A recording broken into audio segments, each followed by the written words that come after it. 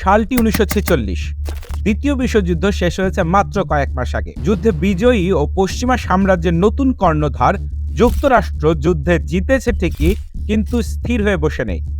তারা আরেকটি সামরিক অভিযানের পরিকল্পনা চালাচ্ছে। অভিযানের স্থান ও লক্ষ্য অ্যান্টার্কটিকা।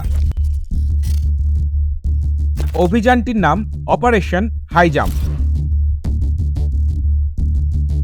অপারেশন হাইজাম্পের নেতৃত্ব দেওয়া হয় অ্যাডমিরাল রিচার্ড ই বার্ডকে। তিনি ছিলেন একজন দক্ষ পাইলট ও পোলার এক্সপ্লোরার। 1926 সালে নর্থ পোলের উপর দিয়ে জীবনের ঝুঁকি নিয়ে বিমান উড়ানোর জন্য যুক্তরাষ্ট্রের সর্বোচ্চ সামরিক সম্মাননা মেডেল অফ অনার প্রদান করা হয় রিচার্ডকে। রিচার্ড ই বার্ড ছিলেন আমেরিকান নেভির ইতিহাসে সবচেয়ে কম বয়সী অ্যাডমিরাল। এর আগেও কয়েকবার তিনি অ্যান্টার্কটিকা অভিযান চালিয়েছেন। তাই বলা চলে অ্যান্টার্কটিকায় গোপন অভিযানের জন্য রিচার্ডই ছিলেন perfect choice. Operation high jump গোপন হলেও এর পরিসর ছিল বিশাল। 6 থেকে 8 মাসের এই বড় অভিযানটির জন্য নির্ধারিত নৌবহরটি ইউএস নেভির সেরা ও অত্যাধুনিক অস্ত্রশস্ত্র ও জাহাজ দ্বারা সুসজ্জিত ছিল। কাগজে কলমে অপারেশন হাই জাম্পের মূল উদ্দেশ্য ছিল নাবিক, পাইলট এবং সেনা সদস্যদের তীব্র শীতের মধ্যে যুদ্ধের প্রশিক্ষণ এবং প্রতিকূল আবহাওয়ায় অস্ত্র, সরঞ্জাম এবং জাহাজগুলোকে ঝালিয়ে নেয়া। কিন্তু যুদ্ধ তো শেষ। তবে কাদের সাথে যুদ্ধের এই ব্যাপক প্রস্তুতি? সোভিয়েতদের সাথে? তবে অ্যালাস্কা বা নর্থ পোলে না করে কেন সাউথ পোলের অ্যান্টার্কটিকাতে এই যুদ্ধের প্রস্তুতি? মজার বিষয় হলো 1991 সালে যখন সোভিয়েত ইউনিয়ন ভেঙে যায়, তখন সোভিয়েতদের অনেক ডকুমেন্ট প্রকাশ পায়। এইসব ডকুমেন্টে অপারেশন হাই জাম্প নিয়েও তথ্য ছিল। সেই তথ্য অনুযায়ী অপারেশন হাই জাম্পের উদ্দেশ্য শুধুই প্রশিক্ষণ বা পরীক্ষা ছিল না, বরঞ্চ আমেরিকানরা অ্যান্টার্কটিকাতে নাৎসিদের গোপন বেজের সন্ধানে অপারেশনটি পরিচালনা করেছিল।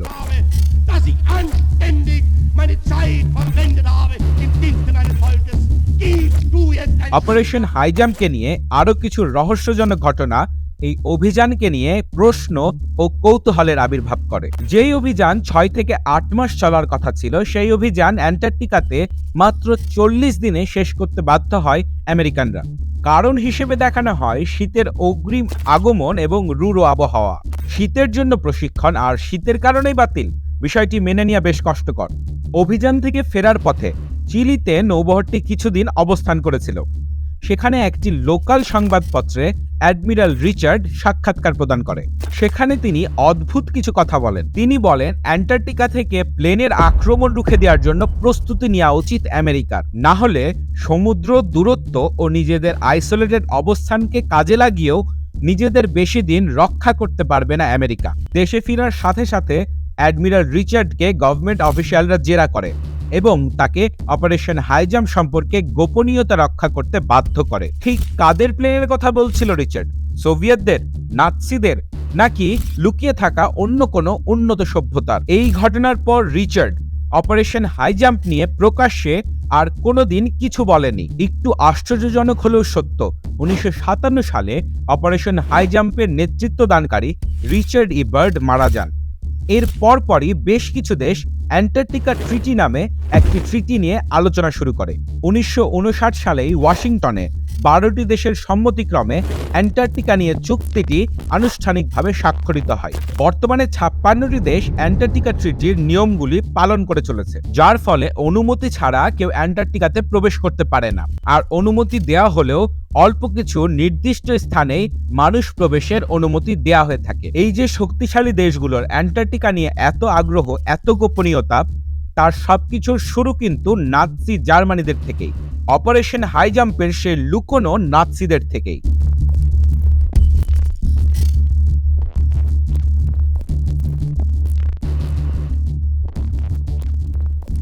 1938 সালে জার্মান গভর্নমেন্ট জার্মান নেভির ক্যাপ্টেন আলফ্রেড রিচার্ডকে দায়িত্ব দেয় অ্যান্টার্কটিকাতে একটি অভিযান চালানোর জন্য। কাগজে কলমে এই অভিযানের মূল উদ্দেশ্য ছিল অ্যান্টার্কটিকাতে একটি তিমি শিকারের স্টেশন স্থাপনা করা। এছাড়াও রিচার্ডকে বলা হয় ওই অঞ্চলে বায়োলজি, জিওগ্রাফি ও ক্লাইমেট নিয়ে বৈজ্ঞানিক গবেষণা পরিচালনা করতে। সেই সময় নাৎসিরা পৃথিবীর বিভিন্ন দুর্গম এলাকায় তাদের বেজ স্থাপনা করছিল। এইসব বেজের উদ্দেশ্য মিলিটারি, বৈজ্ঞানিক ও সম্পদ কেন্দ্রিক বলা হলেও অনেক সময় এগুলোর পিছে ছিল লুকোনো অনেক লক্ষ্য। কয়েক বছর আগে সুমেরু অঞ্চলে পাওয়া গেছে নাৎসিদের এমনই এক বেজের সন্ধান। জার্মান ভাষায় শাৎসগ্রাবার বা ট্রেজার হান্টার নামের এই বেজটিকে কাগজে কলমে একটি ওয়েদার স্টেশন হিসেবে দেখানো হলেও আসলে এই বেজটির লক্ষ্য ছিল প্রাচীন সভ্যতা ও নিদর্শন খুঁজে বের করা। আসলে সেই বেজটির মূল উদ্দেশ্য ছিল অ্যাটলান্টিস খুঁজে বের করা। প্রশ্ন করতে পারেন, নাৎসিরা কেন অ্যাটলান্টিসের প্রমাণ খুঁজছিল? নাৎসি মতাদর্শ মূলত একটি বর্ণবাদী মতাদর্শ।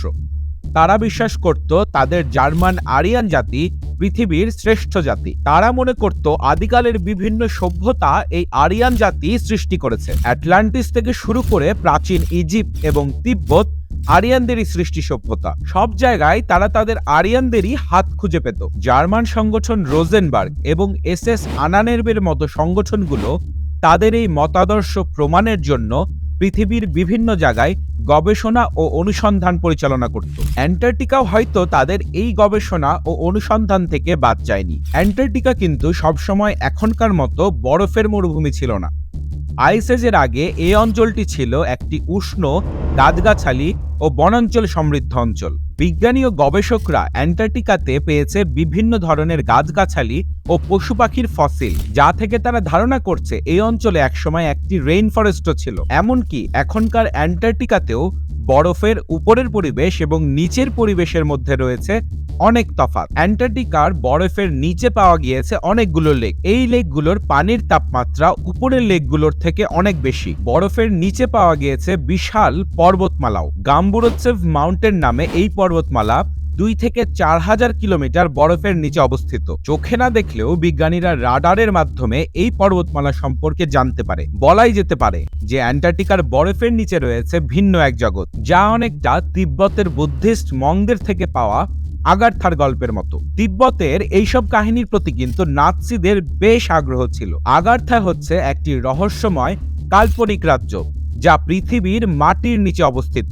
আগারথাকে অনেক সময় সাম্ভালা বা সাংগ্রিলার সাথে তুলনা করা হয়। অনেক ক্ষেত্রে নামগুলো একই জায়গাকে বোঝাতে ব্যবহার করা হয়। এই আগারথা, সাম্ভালা বা সাংগ্রিলার মতো তত্ত্বগুলো ইস্টার্ন ধর্মগুলো থেকে আসলেও নাৎসি মতবাদে এই তত্ত্বগুলোকে বিশেষ গুরুত্ব দেওয়া হয়। তাদের মতে আগারথা হচ্ছে মাটির নিচের বিশাল একটি কেভ সিস্টেম। নাৎসিদের মতে এই আগারথাতে বসবাস করত দেবতা তুল্য অন্য এক সভ্যতা, যা আসলে তাদের পূর্বপুরুষ আরিয়ানরা। সেই সময় যে শুধু নাৎসিরাই আগারথার মতো মাটির নিচের জগতে বিশ্বাস করত এমনটি নয়। আগারথার মতো ধর্মীয় ও আধ্যাত্মিক চিন্তা থেকে 19 শতকে জন্ম নিয়েছিল একটি ছদ্ম বৈজ্ঞানিক তত্ত্ব, যার নাম হলো আর্থ থিওরি।